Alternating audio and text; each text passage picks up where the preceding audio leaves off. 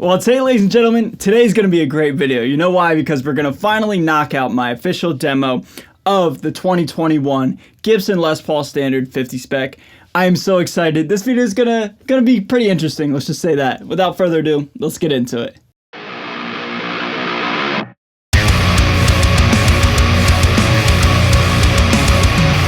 So what is going on, everybody? Thank you so much for joining me for today's video. My name is Ray. I'm a guitar player here on YouTube, and yeah, man, I've been holding off to do this video because I know it's just gonna get some people riled up, you know what I mean? Now, when I say riled up, maybe riled up's not a good word. I mean excited, enthusiastic, passionate, if you will. Whenever I do something with Gibson, or I think where anybody does a video in regards to Gibson, it gets crazy, you know what I mean? So anyway, I just been postponing it, just building the hype with this guitar, and today's finally the day, you know what I mean? And last thing I'll say, if you're brand new to my channel, or you're one of the 70% of people that don't subscribe to my channel, what are you doing, man? Just go ahead and hit that subscribe button. It's right there somewhere, and it won't cost a thing. It'll just help out the channel, and you know, maybe we'll get some more Gibsons the faster we grow this channel, you know what I mean? So if you could help out, I'd really appreciate it. So now this guitar, I bought at Guitar Center in Wilmington, Delaware. Most of you already know that, right? But the specs with this guitar, you guys already know all the specs with the 50s Gibson stuff. But basically, the main selling point for me and the main reason why I wanted to get it is two things. One, the cherry sunburst. Now, real quick, I color grade my videos to give it a little bit more of a cinematic feel. Here's what it looks like with no color grading. And now this is with it back. So it is in fact a cherry sunburst, but whenever I use my own personal custom color grading, it makes it look a little orange, okay? So forgive me for that. I'm just trying to look better on camera, I guess. I don't know. So yes, my favorite thing with this guitar is in fact the cherry sunburst, followed by the fact that there is no weight relief with this guitar. Now, Gibsons in, you know, recent years up until this lineup always had like some kind of weight relief and or chambering. And for me personally, I think for everybody universally, we kind of didn't really like that as Les Paul fans. So the fact that they've just now started to, in the last couple years, not have any weight relief, that's a great thing, you know what I mean? That's something I think that Les Pauls are kind of known for. You got to have a little weight and a little bit of a body to them, you know what I mean? So I certainly love that, and it feels like my 92 or my 78, for example. And the final thing I love about this guitar in terms of the specs is there's no push-pull pots. I would go as far to say as I almost would say I hate that about guitars. I don't like if I need a new tone, I gotta pull this and push that, and then I gotta, you know, it's like, it's too much up here for me. I just like it to sound, you know, what you got is what you got type of thing. I don't really like when you have to pull on knobs and all that stuff. So anyway, I love this whole 50 spec and 60 spec idea where it's just kind of like what Gibson Les Pauls are known for, you know what I mean? But enough talking about this thing, let's hear how this thing sounds, okay? So what I'm going to be doing is a quick little demo song. This guitar is tuned to drop D, and we're going into a Fort and Fuzz that is boosting my EVH Stealth Blue channel, alright? So that makes this guitar and this whole rig sound pretty sick, alright? So be on the lookout for that. And then after the demo song, we'll come back, we'll do some ambient cleans, some, you know, just some chugs, some leads, just trying to do my very best to showcase the sonic goodness of this guitar. And trust me, there's a lot of sonic goodness, alright? So that all being said, I got a lot to show you. Let's not waste any more time. Let's get into some tones right now.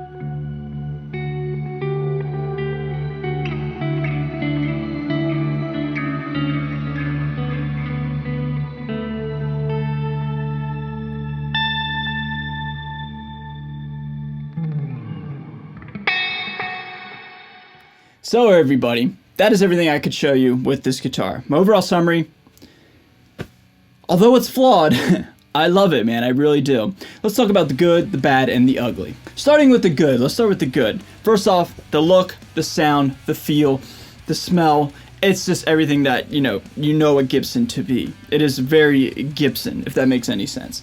It's got that Les Paul sound. It has the smell of like that vanilla, whatever they put on this thing. It feels, it plays, it's a Les Paul through and through. And that's why, I picked it up. That's why I love it, you know what I mean? Another thing I love about this guitar is the neck profile, something I failed to mention in the beginning of this video.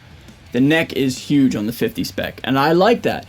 Unbeknownst to me, I've been playing a 50s neck style ever since I got my first couple Gibsons. I've always been gravitating towards the bigger necks. And then once I found a slimmer neck, I was just like, oh, where's the rest of the neck? You know what I mean? Like, I was just like, feel like I was playing like an Ibanez or something in comparison. So anyway, I like the bigger neck. It just, again, has that Gibson feel. Gibsons aren't really known for being like super shredders, generally speaking. But, when you play them, you have something in your hands, and that's like just kind of what I know a Les Paul to be, you know what I mean? They're made to be like something you gotta fight and something you gotta really, grab onto and really just constantly battle. And the neck profile certainly, like adheres to that battling scenario that I'm talking about. Does that make any sense? Now let's talk about the bad. All right, now the bad is in fact the pickups. I'll say the pickups for a metal player, for a metal hard rock player like myself. The pickups just don't get there for me, okay? I just, I probably, unfortunately, will have to swap these out if I want to get a hotter, more crisper, modern metal sound. It just doesn't get there. It kind of just farts out and like tapers off. It doesn't have that, aggressive pick attack that metal players really, really like. You know what I mean? It just kind of just doesn't have that piercing, just ferocity. It just has like, just kind of just feels like a rounder type of sound. But again, that's not what this guitar is designed to do. I'm a metal player. These aren't really catered towards metal players. They're catered towards blues and rock players, again, generally speaking. Now, another thing I would consider in the bad category is there's no locking tuners with this guitar. It's very surprising to me because most modern guitars have locking tuners. I mean, Gibsons were even having locking tuners, and the Gibson Modern has locking tuners. So although I understand they want to stay with like we'll say like the heritage of the 50s and 60s specs, I think you could still have that, but also have locking tuners. You know what I mean? Like, I don't think having locking tuners deters from what you're trying to, recreate and re-emulate. In my opinion, it doesn't have to be that authentic, pun intended. Like, you're still allowed to have like a 50 spec, but with some modern appointments. I think that would be like an acceptable upgrade. So I'm just a little puzzled as to why there's no locking tuners. But again, I guess it's just because they want to stay true to the 50s and 60s specs, you know what I mean? And another thing I'll put in the bad category is this guitar looks a little chubby, and particularly the single cut area right here, the horn, if you will, looks rather chubby on this 50 spec. In comparison to like my 78 or my 92, this looks kind of weird. But that's okay. I mean, I think it's kind of cool, but I can't help but, I kind of like it where it's a little bit more angular and a little bit more pointy, you know what I mean? Now, let's talk about the uglies. Lots of uglies with this guitar, and that's kind of the charm of it in a way. I did a video, if you guys haven't seen, I'm sure most of you have, about the QC issues with this guitar. Lots of QC issues. One I actually failed to mention, and I'm kicking myself that I didn't add it into my original video, is in fact one of the pickup rings is cracked where they screwed it in. Now, I don't know why I didn't mention that in the last video. I completely spaced out on it. But again, it's just something I saw in Wilmington, Delaware. It's like it has a little crack in it. And, that I think that's a pretty major issue that like QC at Gibson failed to address. You know what I mean? And, just again with the whole binding issues, there's dings, there's scratches, there's a whole bunch of imperfections. There's some buffing compound that you guys did tell me was buffing compound that I was able to remove most of it. So I appreciate you guys, helping me out and teaching me some stuff. But all in all, this guitar is not perfect. But it's a nice little segue into what I want to say about the ugly. I'm not one to keep my guitars pristine. They're not museum pieces. I play my guitars, and I play them a lot. I get them very dinged up, and then depending on what video or what band or whatever, there's usually more often than not going to be some paint or something on one of my guitars. It's just kind of just like what I do. It's kind of like, something that I think is fun. Anyway, all I'm trying to say is like this guitar will not stay pristine anyway as long as it's with me. I'm going to play it. I'm going to ding it. I'm very clumsy. I'm going to bump it into stuff, you know what I mean? Like, so although you want it to be as pristine as possible coming out of the factory or the guitar shop, whatever, to me, as long as it plays great and it doesn't interfere with the playability and the sound and the, you know, the things that really matter most to me personally, I can look past it. There's something about Gibsons and something about Les Pauls especially that just gravitate towards me, or I gravitate towards, whatever you want to call it, to where like these flaws and these imperfections just, it's almost like a part of the charm. And although that may not be a good thing for most people, I totally understand where you're coming from. For me, I guess I'm I guess I'm drinking the Kool-Aid or something, you know what I mean? I think it's cool. I can't help but love them, man. So, like, you know, I don't know what that says about me as a player or me as a consumer, but all in all, man, like, I just think the imperfections kind of make it unique and kind of make it a part of the thing that you're buying, you know what I mean? But all in all, everybody, I love this thing. Gibson Les Paul Heritage Cherry Bursts are just, they're just so beautiful to me, and I can't help but love this guitar. It's just something that really just means a lot for me to have, and you know, I hope I can have this thing for as long as I'm alive. So all in all, everybody, that is my video on my 2021 Gibson Les Paul Standard 50 spec. What do you guys think of this guitar? What do you guys think of my opinions? Leave them all down below, and I'll meet you down in the comments, and we'll mix it up, okay?